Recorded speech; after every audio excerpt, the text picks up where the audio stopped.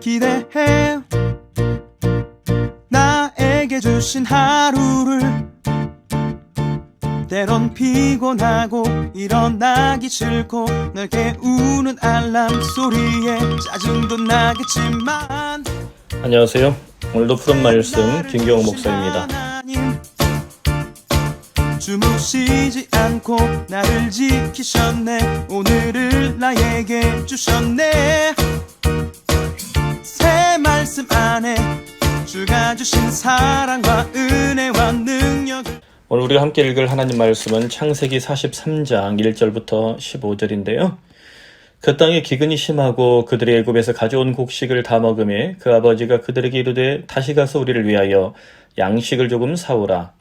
유다가 아버지에게 말하여 이르되 그 사람이 우리에게 엄히 경고하여 이르되 너희 아우가 너희와 함께 오지 아니하면 너희가 내 얼굴을 보지 못하리라 하였으니 아버지께서 우리 아우를 우리와 함께 보내시면 우리가 내려가서 아버지를 위하여 양식을 사려니와 아버지께서 만일 그를 보내지 아니하시면 우리는 내려가지 아니하리니 그 사람이 우리에게 말하기를 너희 아우가 너희와 함께 오지 아니하면 너희가 내 얼굴을 보지 못하리라 하였음이니이다. 이스라엘이 이르되 너희가 어찌하여 너희에게 또 다른 아우가 있다고 그 사람에게 말하여 나를 괴롭게 하였느냐. 그들이 이르되 그 사람이 우리와 우리의 친족에 대하여 자세히 질문하여 이르기를 너희 아버지가 아직도 살아계시느냐? 너희에게 아우가 있느냐 하기로 그 묻는 말에 따라 우리가 그에게 대답한 것이니 그가 너희 아우를 데리고 내려오라 할 줄을 우리가 어찌 알았으리까? 유다가 그의 아버지 이스라엘에게 이르되 저 아이를 나와 함께 보내시면 우리가 곧 가리니 그러면 우리와 아버지와 우리 어린 아이들이 다 살고 죽지 아니하리이다. 내가 그를 위하여 담보가 되오리니 아버지께서 내 손에서 그를 찾으소서. 내가 만일 그를 아버지께 데려다가 아버지 앞에 두지 아니하면 내가 영원히 죄를 지리이다. 14절 15절을 읽겠습니다. 전능하신 하나님께서 그 사람 앞에서 너희에게 은혜를 베푸사 그 사람으로 너희 다른 형제와 베냐민을 돌려보내게 하시기를 원하노라. 내가 자식을 잃게 되면 이르리로다. 그 형제들이 예물을 마련하고 갑절의 돈을 자기들의 손에 가지고 베냐민을 데리고 애굽에 내려가서 요셉 앞에 서니라. 아멘. 오늘 함께 생각할 말씀의 제목은 야곱 가문의 새로운 질서입니다. 야곱 가문의 새로운 질서입니다. 창세기 43장은 야곱과 유다의 논쟁을 담고 있습니다. 앞서 42장 후반부에 장자 르우벤이 야곱과 논쟁을 했지만 실패하죠. 43장에서 넷째 아들 유다가 아버지 야곱을 잘 설득합니다. 그 결과 막내 아들 베냐민을 애굽으로 절대 보낼 수 없다고 고집을 부리던 야곱이 14절에서 거인의 신앙 고백을 회복하고 있는 것을 본문은 강조하고 있습니다. 먼저 르우벤과 유다가 야곱을 설득할 때, 아버지 야곱을 설득할 때 어떤 차이가 있는지 살펴봅시다. 르우벤과 야곱은 똑같이 베냐민을 데리고 가야 식량을 구할 수 있다라고 아버지가 말합니다.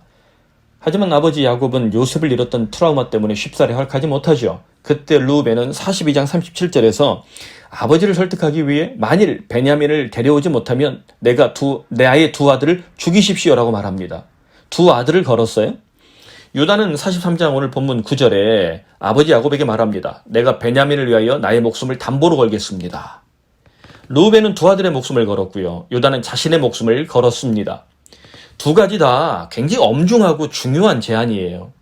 하지만 자신의 목숨을 내놓은 유다가 더 강력하게 야곱의 마음을 흔들어 놓았습니다. 더 나아가 유다는 야곱 가문 전체를 향한 메시지를 던지고 있습니다. 8절에 보면 저 아이를 즉 베냐민을 나와 함께 보내시면 우리가 곧 가리니 그러면 우리와 아버지와 우리 어린 아이들이 다 살고 죽지 아니할 것입니다.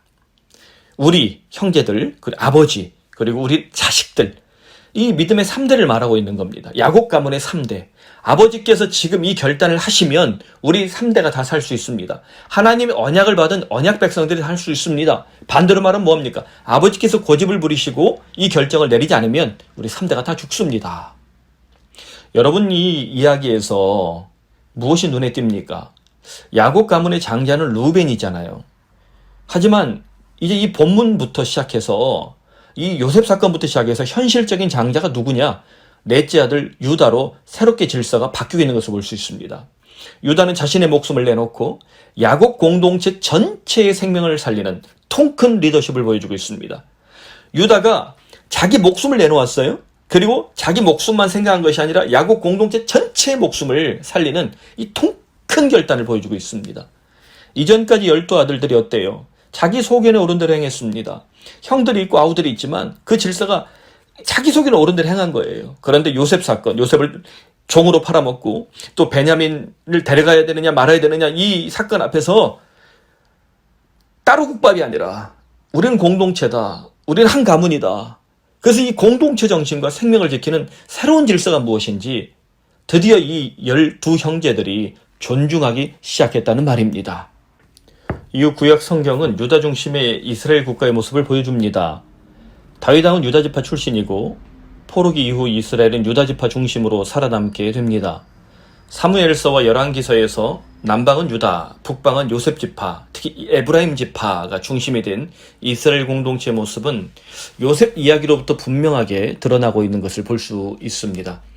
그렇다면 야곱 가문의 새로운 질서는 어떻게 유지될 수 있을까요? 본문에서 야곱의 이름이 이스라엘로 등장하고 있지요. 11절에도 그들의 아버지 이스라엘이라고 등장하고 6절에도 이스라엘이 말하되 라고 되어 있습니다. 이스라엘은 32장 28절, 창세기 32장에 야복강에서 하나님께 새로 주신 이름입니다. 야곱이 사기꾼 같은 놈이다 라는 뜻이면 이스라엘 하나님의 사람이다 이렇게 생각하면 좋습니다. 그래서 성경은 종종, 창세기 저자는 종종 인간적인 모습을 보일 때는 야곱, 또 신앙적인 모습을 보일 때는 이스라엘로 다르게 이렇게 이름을 활용하는 것을 볼 수 있는데요. 야곱은 사랑했던 아들 요셉을 잃은 후 깊은 상실감에 빠졌던 것 같습니다. 다시 야곱의 모습, 인간적인 모습으로 돌아갔다는 거예요. 야복강에서 하나님과 밤새 씨름했던 열정의 기도, 생명을 걸었던 그 위대한 기도는 전설처럼 바뀐 것 같습니다. 창세기 저자는 식량 문제가 터지고 애굽에서 아들들이 식량을 구해오는 과정에서 야곱의 무력한 모습, 기도하는 장면에 대해서 전혀 소개하지 않습니다. 그런데 바로 여기에서 야곱의 기도가 회복되고 있습니다. 막내 아들 베냐민을 손에서 놓을 때 자녀를 우상처럼 붙잡고 있던 야곱을 6절에서 이스라엘로 기록을 합니다. 이스라엘의 11명의 아들들 앞에서 다시 생명을 건 기도를 외칩니다. 전능하신 하나님께서 그 사람 앞에서 너희에게 은혜를 베푸사 그 사람으로 너희 다른 형제와 베냐민을 돌려보내게 하시기를 원하노라. 내가 자식을 잃게 되면 이르리로다. 아멘. 내가 자식을 잃게 되면 이르리로다. 이것은 체념과 단념의 기도가 아니라 반어적 기도입니다. 죽으면 죽으리라. 일제시대 목숨을 걸었던 안희숙 사모님의 이 위대한 명문도 반어적 기도입니다. 바로 이것이 야곱 가문의 새로운 질서를 지키는 중심축입니다. 생명을 걸고 하나님의 뜻을 구하는 하나님의 사람들은 새로운 질서를 지켜낼 수 있습니다. 사랑하는 성도 여러분, 하나님 아버지도 예수님의 십자가 앞에서 이런 기도를 하셨을 것입니다. 내가 아들을 잃게 되면 이르리로다. 그 생명의 기도가 우리를 살렸고 그 위대한 기도가 천하 만민을 죄와 사망으로부터 구원하는 새로운 질서를 열어주었습니다. 하나님도 눈물로 기도하셨습니다. 하나님도 생명을 걸고 기도하셨습니다. 그런데 오늘 우리가 어떻게 편안하고 안락한 기도만, 쉬운 기도만 할 수 있겠습니까? 어떻게 우리가 하나님의 위대한 응답을 간구하는 생명의 기도를 단념할 수 있겠습니까? 그러므로 야곱 가문의 새로운 질서 앞에서 오늘 우리들도 새로운 질서를 시작하기를 바랍니다. 야곱 가문의 주인이 누구입니까? 전능하신 하나님입니다. 다시 묻겠습니다. 오늘 우리 가문의 주인이 누구인가? 전능하신 하나님인 줄로 확신합니다.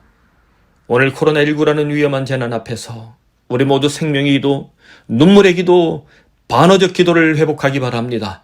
전능하신 하나님께서 우리 가정과 일터와 인생 가운데 함께하사 우리 모든 성도들에게 날마다 새로운 질서를 열어주시기를 간절히 축원합니다. 아멘. 하나님 아버지, 창세기 43장에서 유다를 통해 보여주는 새로운 질서, 그리고 야곱의 이 반어적 기도, 위대한 기도를 우리는 발견합니다. 주님, 인생을 살아가면서 결단하기 어려운 것들, 결정이 힘든 수많은 난제들을 만날 때가 있습니다. 그때 주님, 인간적인 생각을 이것저것 재면 우린 야곱처럼 실패하기 쉽습니다. 그러나 하나님의 사람 이스라엘이 되어서 하나님의 눈에 하나님의 마음에 합한 것들을 우리가 고민하면 죽으면 죽으리라. 이 반어적 기도 가운데서도 전능하신 하나님은 반드시 우리의 이 미련한 결단 앞에 위대한 응답을 주실 줄로 믿습니다. 오늘 하루 특별히 코로나19로 인하여 고통당하는 우리 성도들, 주님 원래 혹은 오늘 하루 혹은 이 가을에 하나님 어떤 기도의 제목을 가지고 주께 기도하고 있습니까? 아니 혹은 기도를 단념하고 포기하고 있지는 않습니까? 주여 우리에게 위대한 기도를 통하여 생명을 거는 기도를 통하여 하나님 새로운 질서를 열어 주시옵소서. 우리 인생에 우리 가정에 우리 일터에 우리 푸른 사랑의 교회 주여 이 한국교회 이 한반도에 주님 전 세계에 새로운 문을 열어 주시옵소서. 그래야 예수 믿는 인생이 어떻게 다른지 하나님 아버지 우리 믿는 자들에게 주는 은혜를 베풀어 주시옵소서. 예수님의 이름으로 기도드리옵나이다. 아멘. 사랑하는 성도 여러분, 오늘 이 말씀을 묵상하며 오늘 하나님께서 내게 주시는 음성을 깊이 생각해 보시길 바랍니다. 고요한 가운데 침묵 가운데 이 침묵의 기도 가운데 주께서 주신 음성을 따라 이 시간 내 삶으로 하나님 오늘 말씀을 살아내게 하여 주시옵소서. 하나님 말씀을 우리가 큐티하고 묵상하는데 주님 해석된 말씀이 내게 찾아와 내 인생을 해석해 주시며 내 삶을 해석해 주시며 내 일터를 또 내 고민을 내 모든 죄와 문제를 주님 해석해 주시어서 말씀에 해석당한 인생이 되게 하여 주시옵소서. 그래 우리 모두에게 새로운 질서가 열리게 하여 주시옵소서. 우리 다 함께 시간 주님 앞으로 나아가 기도합시다.